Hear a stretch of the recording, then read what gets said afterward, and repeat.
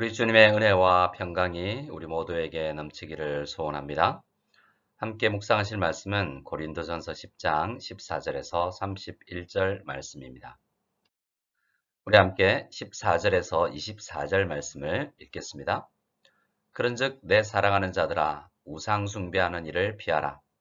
나는 지혜 있는 자들에게 말함과 같이 하노니 너희는 내가 이르는 말을 스스로 판단하라. 우리가 축복하는 바 축복의 잔은 그리스도의 피에 참여함이 아니며 우리가 떼는 떡은 그리스도의 몸에 참여함이 아니냐?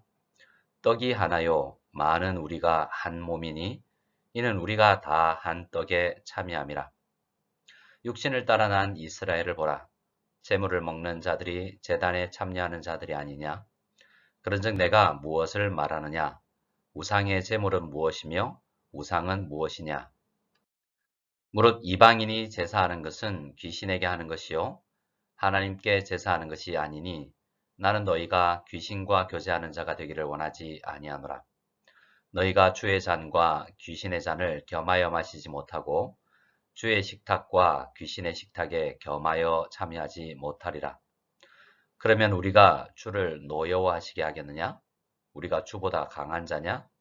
모든 것이 가하나 모든 것이 유익한 것이 아니요 모든 것이 가하나 모든 것이 덕을 세우는 것이 아니니 누구든지 자기의 유익을 구하지 말고 남의 유익을 구하라.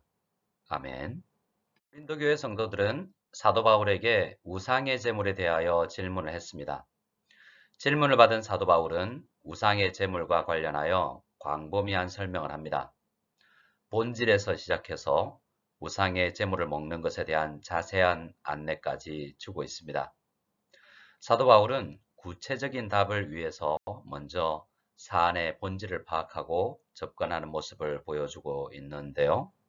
우리도 교회 안에서 세상을 살면서 어떤 문제를 만날 때 그 문제의 본질을 생각하고 구체적 행동을 결정해야 할 것입니다. 오늘 본문의 말씀은 8장에서 시작된 우상의 제물과 관련된 내용의 결론부입니다. 14절에서 사도 바울은 우상 숭배하는 일을 피하라고 명령합니다. 고린도 교회 성도들은 우상의 제물과 관련된 질문을 했는데 사도 바울은 우상 숭배하는 일을 피하라고 답을 주고 있습니다. 우상의 제물을 먹는 것은 우상 숭배라는 큰 죄악과 관련된 일이기 때문입니다. 15절에서 사도 바울은 고린도 교회 성도들을 지혜 있는 사람들, 즉 사도 바울이 말하는 바의 요지를 분명히 파악할 능력이 있는 사람들이라고 말하고 있습니다. 그리고 내가 이르는 말을 스스로 판단하라 라고 요청을 하죠. 여기서 판단하라 라는 단어는 존중하라 라는 말로 번역하면 조금 더 자연스러운 번역이 되는 말입니다. 사도 바울은 고린도 교회 성도들이 이제 사도의 권위로 하는 말을 존중하여 귀 기울여 듣고 잘 생각해 볼 것을 요청하고 있는 것입니다. 우리 16절과 17절을 같이 읽겠습니다.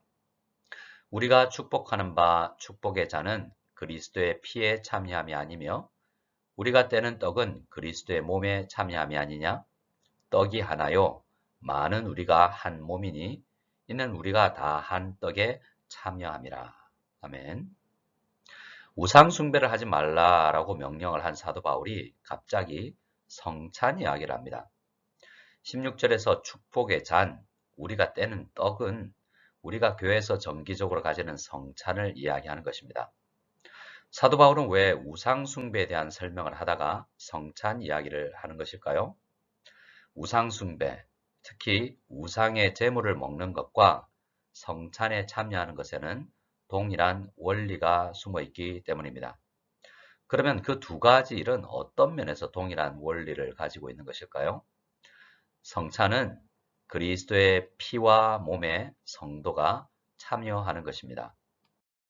성찬에서 성도들이 나누는 포도주와 떡은 교회를 다니지 않는 사람들도 마시고 먹는 것입니다. 음료와 음식으로서 포도주와 떡은 같은 열량, 같은 영양소를 가진 음식입니다. 그러나 교회의 성찬은 일반인이 먹고 마시는 음료와 음식과는 큰 차이가 있습니다. 그것은 성찬이 가지고 있는 영적 의미 때문인데요. 17절에서 말씀하시는 것처럼 성도들은 성찬에 참여하면서 성도 개인이 그리스도와 연합되어 교제의 축복을 누리고 뿐만 아니라 교회 안에 많은 사람들이 그리스도 안에서 한 몸을 이루는 놀라운 연합의 축복을 누리는 행위입니다. 구약 시대에는 성찬이 없었죠. 하지만 화목 제사와 같은 제사를 드릴 때 드린 제물을 제사장과 레위인 그리고 제사를 드리는 예배자가 함께 나누어 먹었습니다. 모든 제사가 의미하는 바는 우리의 죄를 대신하여 피 흘려 우리를 구원하실 예수 그리스도를 상징하는 것이었습니다. 구약의 제사는 앞으로 구원하실 예수 그리스도를 내다보며 상징하는 것이었습니다. 그래서 화목제물을 먹고 마시는 것은 예수 그리스도가 이루실 구원을 내다보면서 하나님 안에서 온 성도들이 누리는 교제의 축제였습니다. 그러면 성찬은 어떻습니까?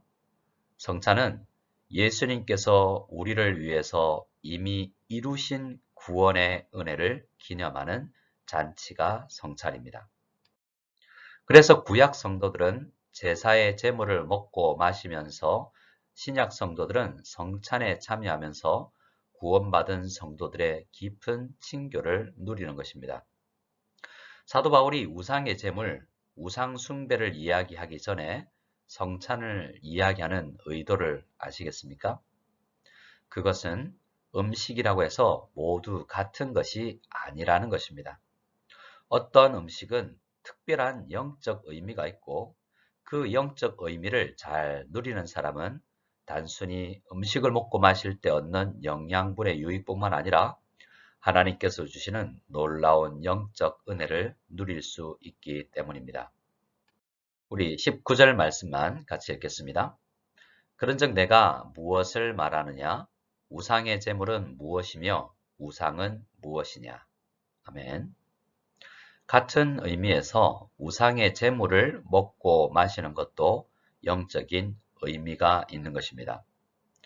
사도 바울은 8장에서 이미 우상은 없는 것을 사람들이 만들어 놓은 것, 아무것도 아니라고 했습니다.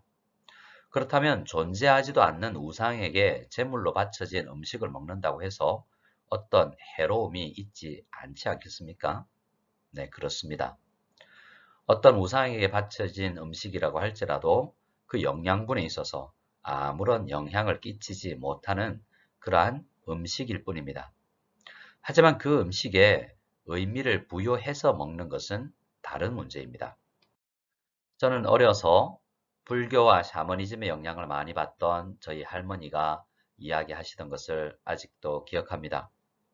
할머니는 저에게 어떤 특정한 시기에 어떤 특정한 음식을 먹지 말라고 요청하시고 또 집안의 제사를 앞두고 어떤 장소와 어떤 사람을 만나지도 말라고 하셨던 이야기를 지금도 기억합니다. 그 이유는 부정탄다라는 이유였습니다. 어떤 사람들은 무당이 구슬할 때 사용했던 음식에는 귀신이 붙어 있다라고 생각하기도 합니다. 비위생적으로 조리된 음식을 대하는 것과는 전혀 다른 것이죠.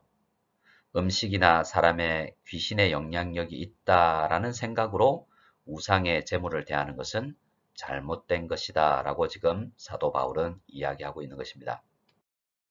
사도 바울이 말하는 요지는 우상 제물을 대하면서 우상을 떠올리며 두려워하는 마음으로 그것을 먹는 것은 우상 숭배라는 것입니다. 하지만 성경적으로 보면 그것은 단지 음식에 불과한 것이죠. 반대로 성찬에 임하면서 그것에 아무런 영적 의미를 가지지 못하고 먹고 마시는 것은 또한 아무런 영적 의미를 누리지 못하게 되는 것입니다. 우상 제물에 의미를 부여해서 먹고 마시는 것도 문제고 성찬에 의미를 부여하지 않고 먹고 마시는 것도 문제인 것입니다. 우상 숭배는 사실 무지한 데서 나오는 죄입니다. 음식을 보고서 그것이 우상 숭배에 사용된 음식이라고 생각해서 일정한 두려움을 느끼는 것은 존재하지도 않는 우상을 생각하고 두려움의 감정을 느끼는 무지한 일이죠. 하나님도 바로 알지 못하고 사탄이 조장해서 사람들이 만들어 놓은 우상을 실제한다라고 생각하는 무지한 행위입니다.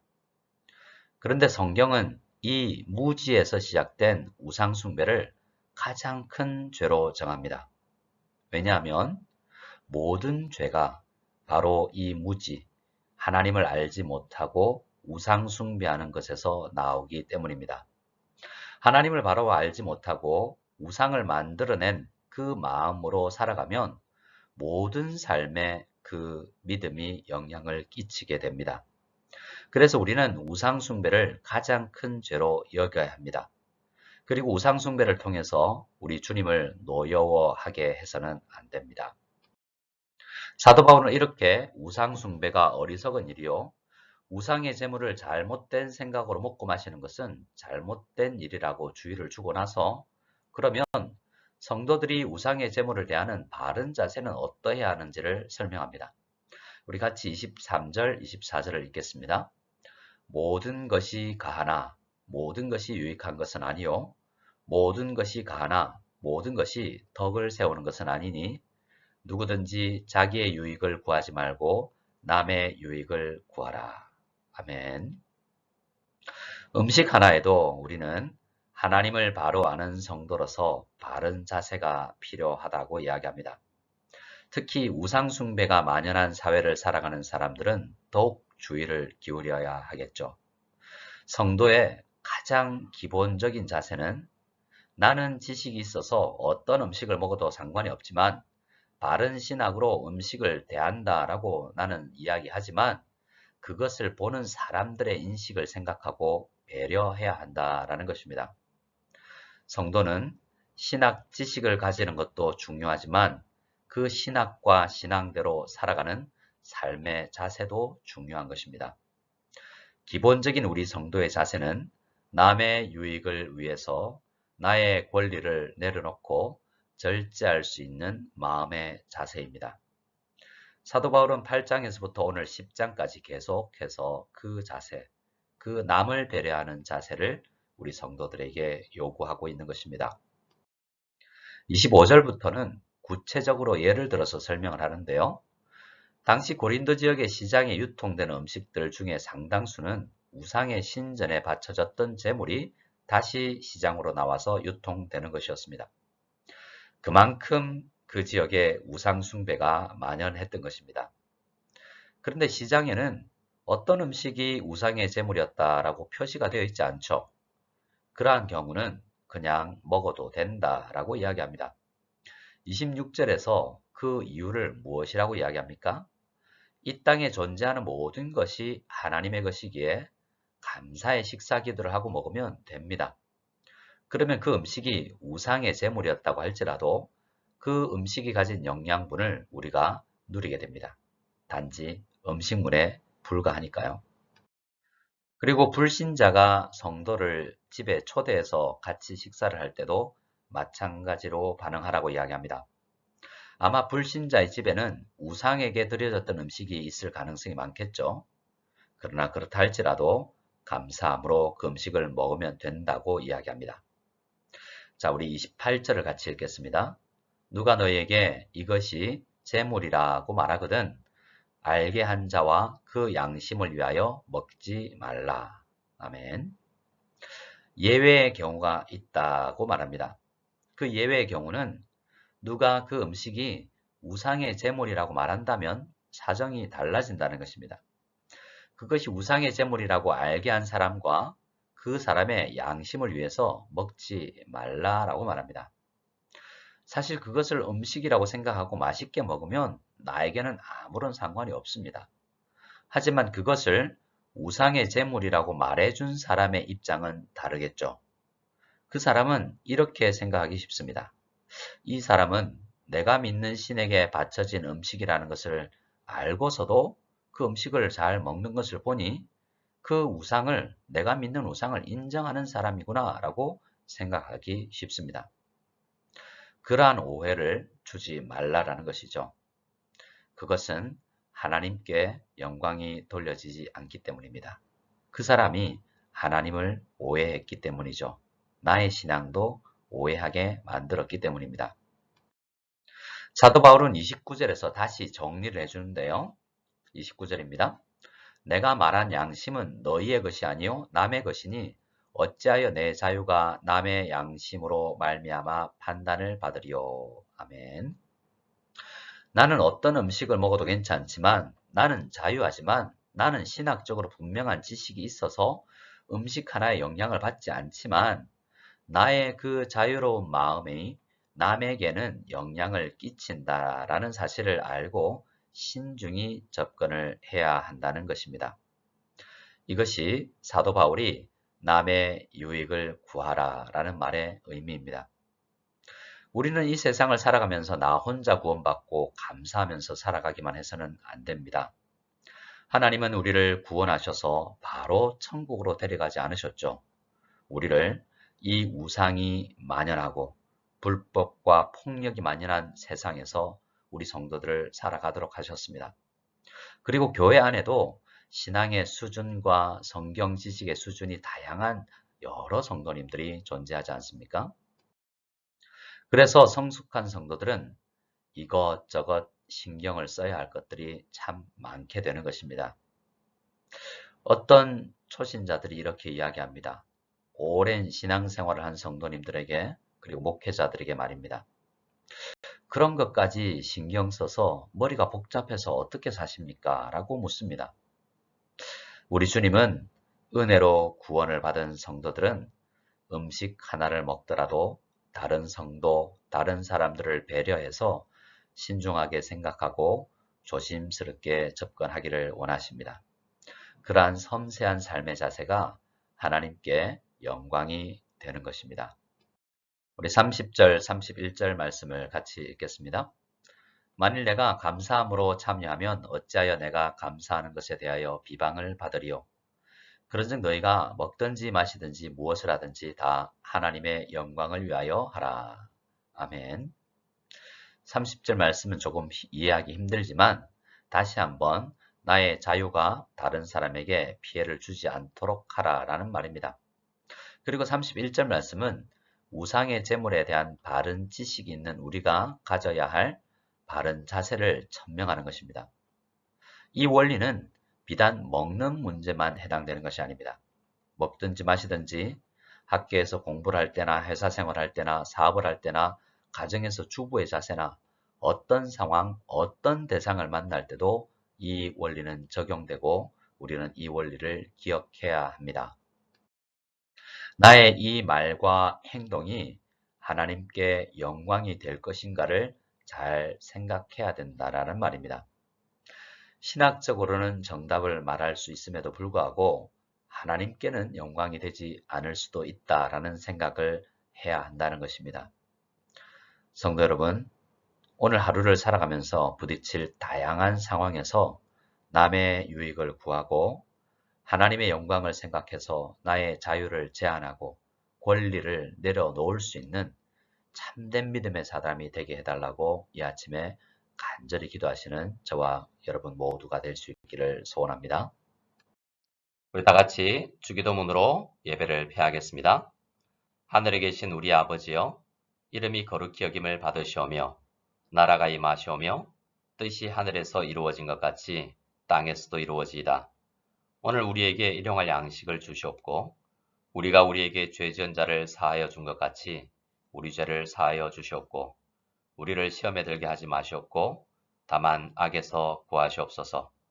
나라와 권세와 영광이 아버지께 영원히 싸움나이다. 아멘.